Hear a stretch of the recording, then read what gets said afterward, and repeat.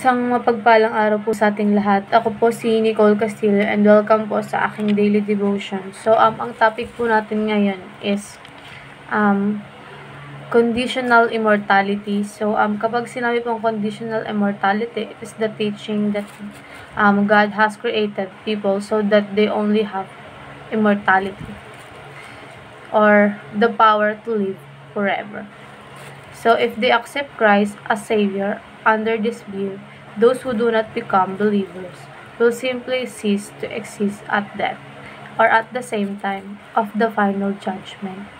So, kapag sinabi pong conditional immortality, so yung mga nanampalataya po sa Panginoon, sila po yung kumbaga magkakaroon ng eternal life, kung walang hanggang buhay kapag sila ay nanampalataya sa Panginoon. And then yung para naman sa mga hindi believers o manampalataya is kumbaga they cease to exist at death or at the same time of the final judgment.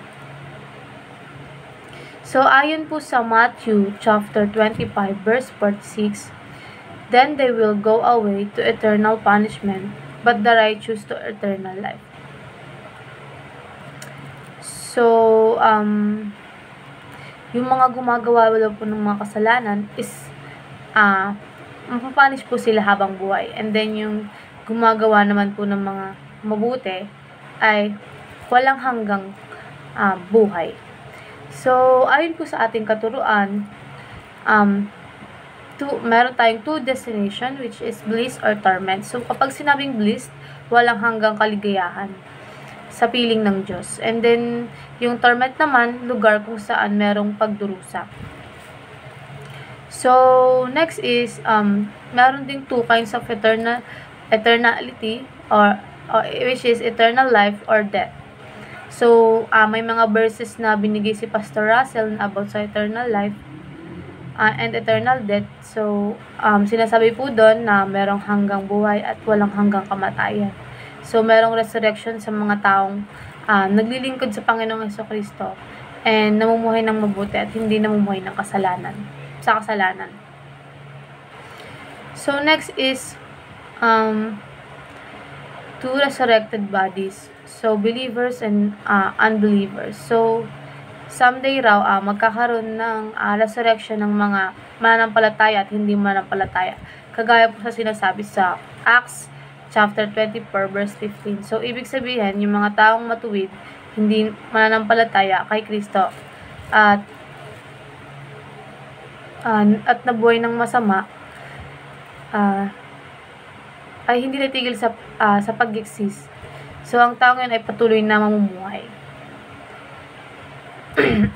So, para naman po sa ating applications, prepare for the worst. So, mag-prepare lang tayo for the worst. Sa mga hindi naniniwala sa impyerno, hindi natin masasabi kasi possible na totoo ang impyerno at mayroong walang hanggang kasalanan or walang hanggang parusa. So, next is pray for the lost. So, merong kapurusan sa mga hindi mananampalataya and meron tayong mga kakilala, kung meron man tayong mga kakilala na kasama sa lost people. So, kumbaga mga taong naliligaw at kailangan nila ay ang Panginoong Jesucristo. So, yung best way to reach out for them is pray and ipagdasal natin sila. So, next is preach at all costs. So, pag pinagdarasal natin sila, ang mga lost people at the same time inaabotan nila sila ng ebanghelyo ng Panginoong Jesucristo.